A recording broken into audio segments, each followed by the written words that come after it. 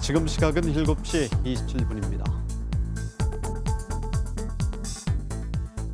코로나19 확진자 발생이 지속적으로 이어지고 있는 상황에서 방역당국은 기존 3개 단계였던 사회적 거리 두기를 5개 단계로 세분화했습니다. 지난 토요일부터 적용되고 있는데요. 구체적으로 무엇이 바뀌었고 어떻게 적용되고 있는지 전창준 강원도 재난안전실장과 함께 자세히 말씀 들어보겠습니다. 네, 실장님 어서 오십시오.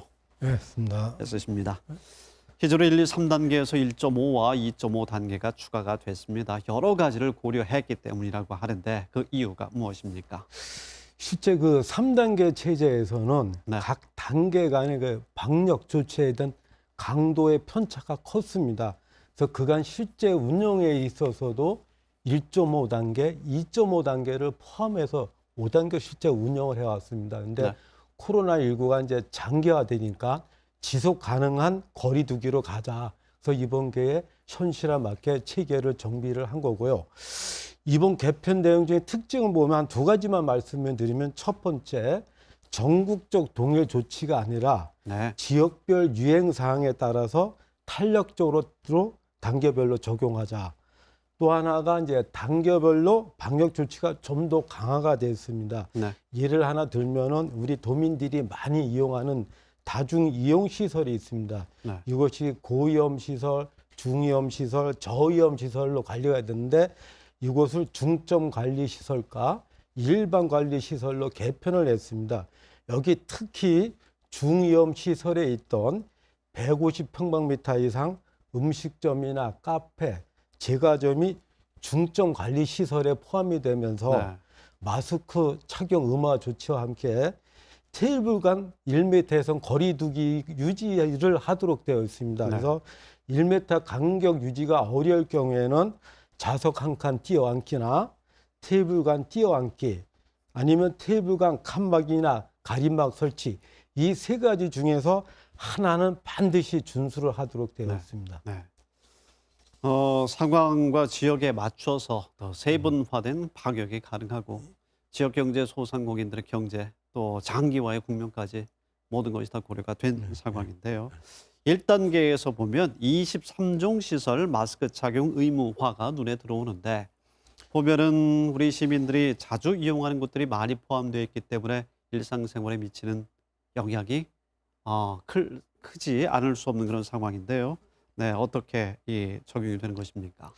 이제 우리가 이제 식당이라든지 카페, 사우나, PC방, 노래 연습장, 우리 도민들이 많이 이용하는 시설들 대부분이 중점 관리 시설과 일반 관리 시설로 지정이 돼서 마스크 착용 의무화 조치가 됐고요.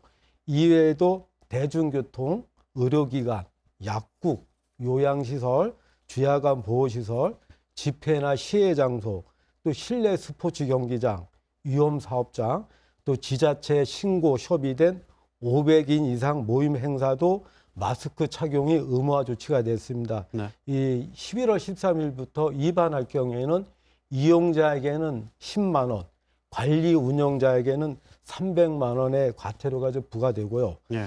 또 이외에도 실내 시설이나 또 실외에서 거리 두기가 어려울 경우에는 반드시 마스크를 착용해 주실 것을 현재 권고하고 있습니다. 네.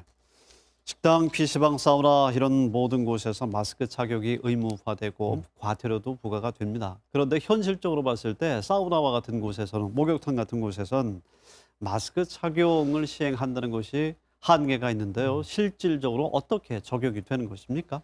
저희가 이제 통상적이나 상식적으로 봤을 때 마스크 쓰기가 어려운 여건이나 환경에서는 네. 마스크를 쓰지 않아도 된다고 예의를 두고 있습니다. 그 말씀하신 그 음식이나 음료를 드실 때, 또 수영장이나 목욕탕에 물속에 있을 때, 네. 저처럼 현재 방송을 출연을 하거나 예. 또 운동선수나 악기 연주자가 경기나 공연을 할 때, 또 우리 결혼식장에서 신랑 신부나 양가 부모님들, 또 이렇게 만 14세 이하나 또 마스크 착용이나 벗기가 어려운 사람들 이런 분들에 대해서는 예의적으로 인정을 하고 있습니다. 네. 최대한 마스크 착용을 이 세분화 단계에 맞게끔 최대한 마스크 착용을 좀 하셔야 될 것 같고요. 1.5단계의 경우는 수도권과 비수도권에 그 적용되는 이 상황이 다르지 않습니까? 네. 강원도는 하루에 신규 확진자가 10명 이상일 경우에 바로 1.5단계가 적용이 되는데 원주의 경우는 지금 1.5단계 격상을 추진하고 있습니다. 정부 강원도와 또 협의를 한다고 하는데요. 네.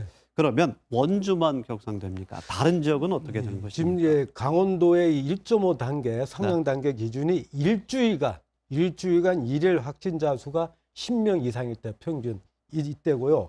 요번에 거리두기 개편 취지가 지역적 특성을 유행성을 따라서 단계별로 하라. 네. 예를 같으면 원주에서 현재 확진자가 많이 나온다고 해서 확진자가 안 나오는 철원이나 고성이나 삼척 이런 데를 똑같이 1.5단계로 격상을 하면 그 지역에서 생업하시는 분들이 그렇죠. 받아들이는데 문제가 있지 네, 네. 않습니까? 그래서 저희는 최소한도로 유행이 되는 원주 지역이면 원주 지역 또 더 필요하다면 생활권이 같은 인접 시군. 그래서 현재는 이제 원주 지역만 1.5개 단계로 상향하는 것으로 원주시와 협의를 끝냈고 현재 중수본에다가 현재 네. 협의 요청을 해놓고 있습니다. 아마 내일쯤에는 중수본에서 결과가 나올 겁니다. 그렇군요. 자, 1단계가 유지된다는 가정하에요. 지금 도민들께서 궁금해 하시는 게 화천의 그 산천어 축제 또 태백산 눈 축제와 같은 이 축제, 겨울 축제들이 개최될 수 있을까?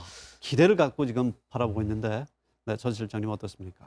결론적으로 말씀드리면 가능은 하다. 네. 그렇지만 대규모 축제일 경우 어렵지 않나 이렇게 보고 있습니다.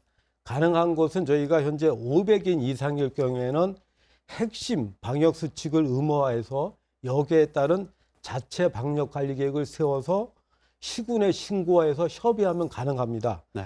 그렇지만 이 대규모 축제 같은 경우에는 준비 기간도 길고 비용도 많이 드는 반면에 여러 변수가 있습니다. 예를 들면 코로나19가 갑작스럽게 확산돼서 단계가 격상될 수 있고 또 편의시설 등 실내시설에 대한 방역 대책과 관리 네. 또 실외 행사장에서도 적정인을 어떻게 유지할 것이냐 이런 것들을 종합적으로 검토해서 신중한 접근과 판단이 필요하다고 보고 있습니다. 네.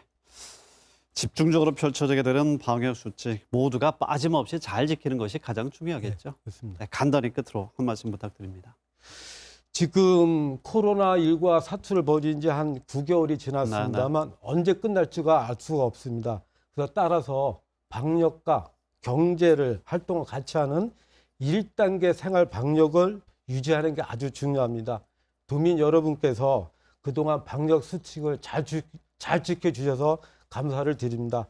앞으로도 서로 배려하는 마음으로 마스크 쓰기 등 방역 수칙을 잘 지켜주시고 특히 수도권 등 확진자가 많이 나오는 지역의 지인들과는 모임이나 식사 자리를 가급적 자제해 주실 것을 당부드립니다. 네, 방역과 경제에서 모두 성과를 어떻게든지 이뤄내야겠습니다. 전창준 실장님 오늘 고맙습니다.